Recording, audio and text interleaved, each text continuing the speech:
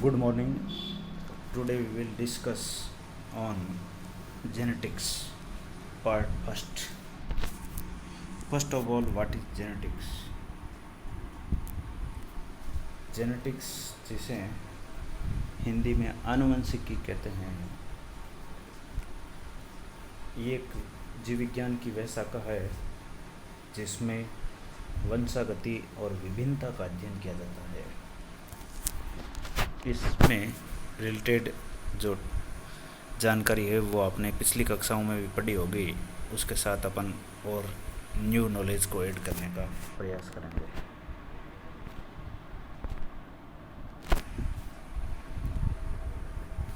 अर्थात जो आनुवंशिकी है उसका अगर इतिहास देखें तो आनुवंशिकी शब्द को सर्वप्रथम डब्ल्यू बेटसन नामक वैज्ञानिक ने दिया। जैसा कि अपन ने इसमें बताया कि इसमें वंशागति और विभिन्नता का अध्ययन किया जाता है। अर्थात जेनेटिक्स के अंदर दो टर्म है, एक तो है वंशागति, दूसरा है विभिन्नता। सबसे पहले बात करते हैं अपन वंशागति क्या है। वंशागति एक वह प्रक्रिया है जिसके द्वारा कोई लक्षण एक पीढ़ी से अगली पीढ़ी में स्थानांतरित होता है। Transmission of any trade from one generation to next generation is called inheritance और हेरिडिटी। दूसरा है विभिन्नता। अपन देखते हैं कि प्रकृति में जितने भी जीव है उनमें कुछ अपवादों को छोड़कर सगे भाई बहन भी आपस में समान नहीं होते। इसका कारण उनमें पाई जाने वाली विभिन्नता है और विभिन्नता के कारण ही जीव परस्पर भिन्न भिन्न होते हैं और नई जातियों की उत्पत्ति होती है। विभिन्नता दो प्रकार की होती है, एक है आनुवंशिक विभिन्नता और दूसरी है वातावरणीय विभिन्नता।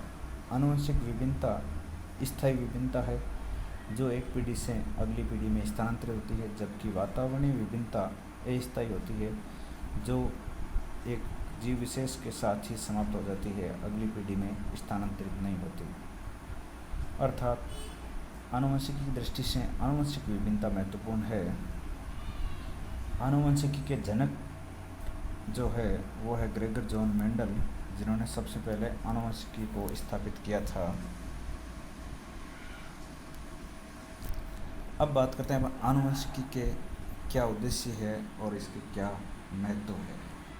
आनुवंशिकी के उद्देश्यों की बात करें तो इस आनुवंशिकी के 3 क्षेत्र है प्रमुखतः, जिसमें एक है संचरण आनुवंशिकी, दूसरा है आणविक तथा जैव रासायनिक आनुवंशिकी और तीसरा है जनसंख्या व जैव सांख्यिकी आनुवंशिकी।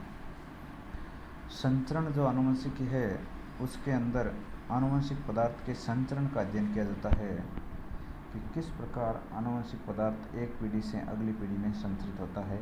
यह संचरण आनुवंशिकी में अध्ययन किया जाता है। दूसरा है आणविक तथा जैव रासायनिक आनुवंशिकी।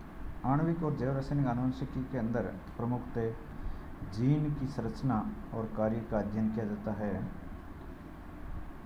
तीसरा है जनसंख्या व जैव रासायनिक आनुवंशिकी, जैव सांख्यिकी आनुवंशिकी, जिसके अंदर किसी भी जनसंख्या में, किसी क्षेत्र विशेष की जनसंख्या में जीनों का व्यवहार और उनके प्रभाव का अध्ययन किया जाता है।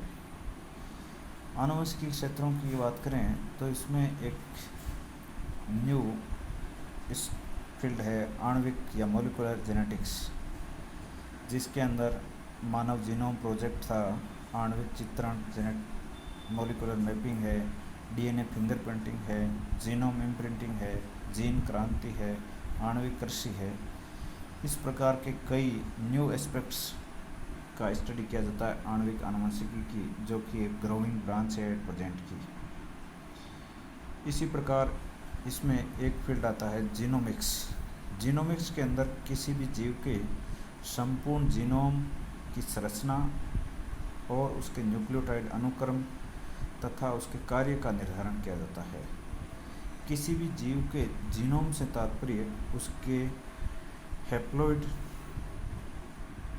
डीएनए कंटेंट की मात्रा से है, जिसमें उसके डीएनए का हैप्लॉइड अमाउंट को शामिल किया जाता है। जो कि जीनोमिक्स के अंदर स्टडी करते हैं। इस स्लाइड के अंदर अपन बात करते हैं ग्रेगर जॉन मेंडल की। ग्रेगर जॉन मेंडल, जो कि अपन ने बताया कि आनुवंशिकी के जनक है, इनका जन्म हिजेंडोर्फ प्रांत के सिलीसिया ग्राम में हुआ था, ऑस्ट्रिया के। ये एक चर्च में पादरी भी रहे। इन्होंने जो प्रयोग थे वो मुख्यतः उद्यान मटर, जिसका नाम है वैज्ञानिक नाम पाइसम सेटाइवम, पर किए। इन्होंने जो अपने प्रयोग किए उनको ब्रून सोसाइटी ऑफ नेचुरल हिस्ट्री के समक्ष प्रस्तुत किया, जिसमें इन्होंने अपना प्रयोग को पादप संकरण के प्रयोग नाम से प्रस्तुत किया, और इनके द्वारा इन्होंने आनुवंशिकता के नियम दिए जो बाद में मेंडलवाद के नाम से विख्यात हुए। मेंडल के समय इनके कार्यों को ज़्यादा महत्व नहीं दिया गया, लेकिन इनकी मृत्यु के काफ़ी समय बाद मेंडल के कार्यों की पुनः खोज 3 वैज्ञानिकों द्वारा अलग अलग जगह पर पृथक पृथक रूप से की गई, जो हॉलैंड के ह्यूगो डी व्रीच, जर्मनी के कार्ल कोरेंस और ऑस्ट्रिया के इरिक वॉन शेरमार्क थे। इनकी पुनः खोज के बाद ही मेंडल के कार्य को महत्व दिया गया और एक आनुवंशिकी नाम से जीव विज्ञान की नई शाखा स्थापित हुई। अब मेंडल ने जो उद्यान मटर पर प्रयोग किए थे उसमें उन्होंने पाया कि इसमें 34 जोड़ी विपर्यासी लक्षण थे। 34 में से मेंडल ने 7 जोड़ी विपर्यासी लक्षणों का चयन किया, और मेन जो बात थी, उन्होंने ये देखा कि एक समय पर उन्होंने केवल एक ही लक्षणी की वंशागति का अध्ययन किया, जो कि पूर्व वैज्ञानिकों द्वारा असफल होने का एक प्रमुख कारण था, क्योंकि उन्होंने एक साथ एक से अधिक लक्षणों के वंशागति का अध्ययन किया था, जिस कारण वो अन्य वैज्ञानिक इस काम के लिए सफल नहीं हो गए थे। जो मेंडल की सफलता थी, मेंडल के पहले भी कई वैज्ञानिकों ने अलग अलग पौधों पर आनुवंशिकी संबंधित प्रयोग किए थे, लेकिन उन्हें सफलता नहीं मिल पाई। इसी क्रम में मेंडल से पहले उद्यान मटर पर भी प्रयोग करने वाले कई वैज्ञानिक थे, जिनमें गॉस और नाइट प्रमुख वैज्ञानिक थे। जो प्रश्न कई कंपटीशनों में भी पूछा गया है कि मेंडल से पहले किन वैज्ञानिकों ने उद्यान मटर पर प्रयोग किए, तो उसका आंसर है गॉस एंड नाइट। अब मेंडल की जो सफलता थी उसके कई कारण थे। एक इनका भाग्य मानो, एक इनकी दूरदर्शी प्रवृत्ति, इनके साथ ही इनकी गणितीय पृष्ठभूमि, वैज्ञानिक उपयुक्तता। इस प्रकार कई कारण थे जिनके कारण मेंडल अपने कार्यों में पूरी तरह सफल हुए। जो मेंडल की अध्ययन की विधि थी उसमें अपन ने पहले भी बताया कि उन्होंने एक समय में एक ही लक्षण की वंशागति का अध्ययन किया। साथ ही जितने भी इन्होंने प्रयोग किए उन सभी प्रयोगों का सही सांख्यिकी रूप से अभिलेख भी इन्होंने रखा, स्टैटिस्टिकल रिकॉर्ड भी इन्होंने मेंटेन किया। इसके साथ ही इन्होंने जो इनका सफलता का कारण था वो था मटर के पौधों का प्रयोग के लिए चयन, क्योंकि मटर एक वर्षीय शाक है जो अपना जीवन चक्र कम समय में और कम जगह में पूरा कर लेता है। इसके साथ ही इसके जो पुष्प है वो द्विलिंगी होते हैं। इनमें प्राकृतिक रूप से स्वपरागण पाया जाता है और चयनित रूप से इसमें नियंत्रित रूप से इनमें परपरागण भी किया जा सकता है, जो कि विपुंसन के द्वारा, थैलीकरण और फिर बाद में नियंत्रित परागण के द्वारा संपन्न होता है। इसके साथ ही इनके सफल होने के लिए एक मुख्य कारण ये था कि इन्होंने जो भी 7 जोड़ी विपर्यासी लक्षण चयन किए वो सौभाग्य से प्रभावी और अप्रभावी दोनों रूपों में उपस्थित थे। अब जो मेंडल ने चयन किए थे 7 जोड़ी विपर्यासी लक्षण, वो 7 जोड़ी विपर्यासी लक्षण कौन कौन से हैं उसकी बात करते हैं। तो उसमें पहला लक्षण जो मेंडल द्वारा चयनित था वो था पादप की लंबाई या तने की लंबाई, जिसके आधार पर 2 रूप इसके विपर्यासी रूप होते हैं। एक तो होता है बोना और दूसरा होता है लंबा। तो लंबे और बोने दो विपर्यासी रूप है तने की पौधे की लंबाई के। दूसरा है पुष्प की स्थिति। पुष्प की स्थिति की दृष्टि से इसके दो विपर्यासी रूप है, एक तो अक्षीय हो सकते हैं, दूसरा अग्रस्त हो सकते हैं। तीसरा आता है फली का रूप। फली का रूप या तो आपका चपटा होगा या संकीर्णित होगा। चौथा आता है फली का रंग। फली का रंग हरा या पीला हो सकता है। पांचवा है बीज की आकृति। बीज की आकृति के दो विपर्यासी रूप है, गोल या झुर्रीदार। छठा है बीज चोल का रंग। बीज चोल के रंग के दो विपर्यासी रूप है, धूसर और सफ़ेद। और सातवां है बीज पत्र का रंग। बीज पत्र का रंग भी फली के रंग की तरह पीला या हरा हो सकता है। अब बात करें संकरण की तकनीक की कि मेंडल ने किस प्रकार मटर के पौधों में संकरण की तकनीक काम ली। पहले भी अपन बता चुके हैं कि इनमें मटर के पौधों में प्राकृतिक रूप से स्वपरागण होता है। स्वपरागण को रोकने के लिए मेंडल ने मादा जनक के पौधों से पुंकेसरों को परिपक्व होने से पहले हटा लिया था। इस प्रक्रिया को कहते हैं अपन विपुंसन या इमेस्कुलेशन। फिर परपरागण के लिए चयनित नर जनक के परागकणों को इसकी वर्तिकाग्र पर छिड़क दिया गया और बाद में इसके ऊपर थैली बांध दी गई जिसे अपन कहते हैं बैगिंग, और उसके ऊपर टैग लगा दिया गया जिस पे उस पौधे से संबंधित सूचनाएं बताई गई। तो इस प्रकार इन्होंने संकरण की प्रक्रिया संपादित की। संकरण की प्रक्रिया में जिन पौधों का जनक के रूप में उपयोग किया गया उन्हें प्रथम जनकीय पीढ़ी या P1 नाम दिया गया। अब प्रथम जनकीय पीढ़ी के जो नर और मादा जनक थे उनके बीच में संकरण से प्राप्त जो पहली संतति पीढ़ी है उसको नाम दिया प्रथम संकरण संतति या F1 generation, first filial generation. तो जनकों से प्राप्त पहली पीढ़ी हो गई F1 पीढ़ी। अब F1 पीढ़ी के इंडिविजुअल्स के अंदर जब सेल्फिंग या स्वपरागण कराया गया, स्व निषेचन, तो जो इंडिविजुअल्स प्राप्त हुए उन्हें द्वितीय संकरण संतति या F2 जनरेशन नाम दिया गया, सेकेंड फिलियल जनरेशन। तो इस प्रकार मेंडल ने अपने प्रयोगों के अंदर अलग अलग पीढ़ी को नाम दिया गया। अब मेंडल से संबंधित कुछ अपन पारिभाषिक शब्दावली पर चर्चा करते हैं कि मेंडल ने कौन कौन से शब्दों का उपयोग किया गया और उन शब्दों का क्या परिभाषा या क्या डेफिनेशन है। तो उसमें अपन इस स्लाइड के अंदर कुछ पारिभाषिक शब्दावली पर चर्चा करेंगे जिनमें संकर है, कारक है, युग्म विकल्पी या एलील है, जीन प्रारूप, लक्षण प्रारूप है, समयुग्मजी और विषम युग्मजी है और व्युत्क्रम संकरण है। तो सबसे पहले अपन संकर की बात करते हैं। संकर या हाइब्रिड क्या है? संकर या हाइब्रिड क्या होता है कि जब दो विपर्यासी लक्षणों वाले पौधों को के बीच में अगर क्रॉस या संकरण कराया जाता है तो उससे प्राप्त संतति जो पीढ़ी है उस संतति पीढ़ी का नाम है संकर या हाइब्रिड और इस क्रिया का नाम हो गया संकरण। दूसरा है कारक। कारक जो मेंडल ने नाम दिया था उसको प्रेजेंट में अपन जीन कहते हैं।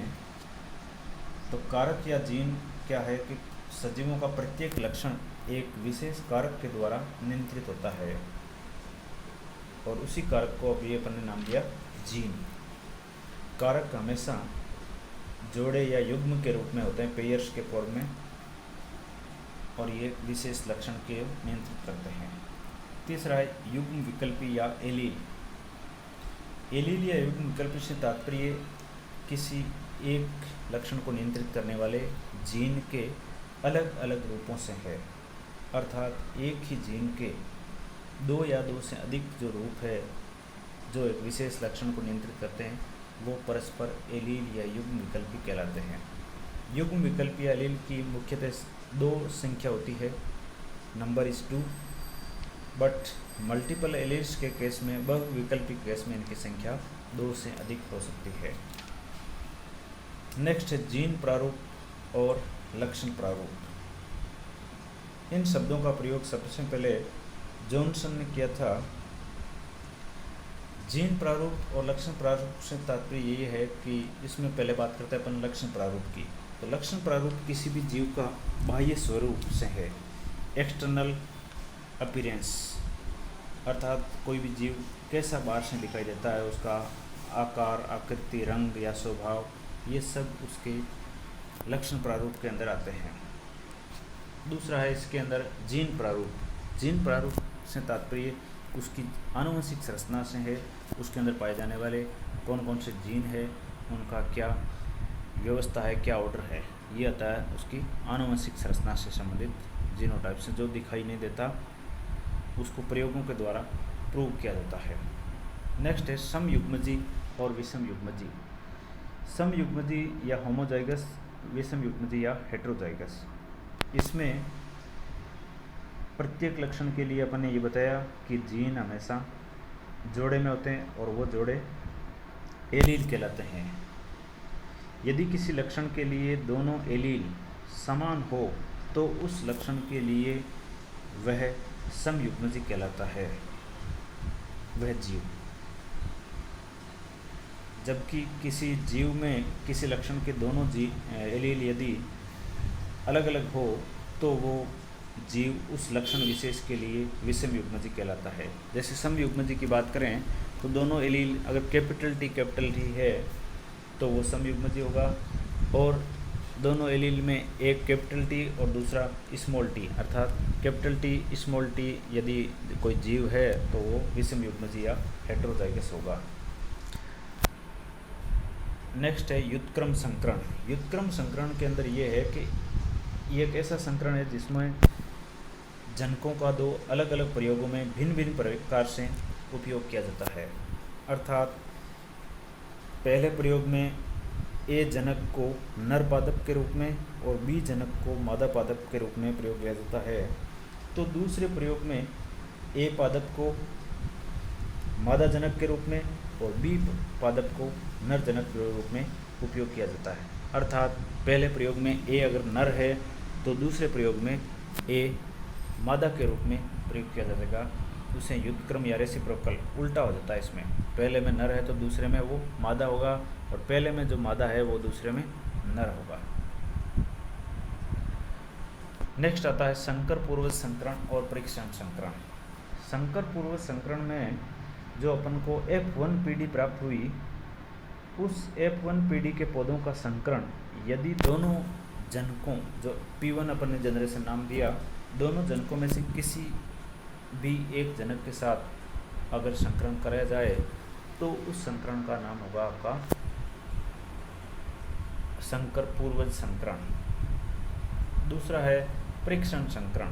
परीक्षण संकरण में जो F1 पीढ़ी के इंडिविजुअल्स है उनका संकरण अप्रभावी जनक के साथ किया जाता है। अर्थात F1 पीढ़ी के सदस्यों का अगर संकरण अप्रभावी जनक के साथ किया जाए तो उस संकरण को परीक्षण संकरण या टेस्ट क्रॉस कहते हैं। इन्हें इंग्लिश में back cross and test cross कहते हैं। नेक्स्ट है एक संकर संकरण और द्विसंकर संकरण, monohybrid cross and dihybrid cross.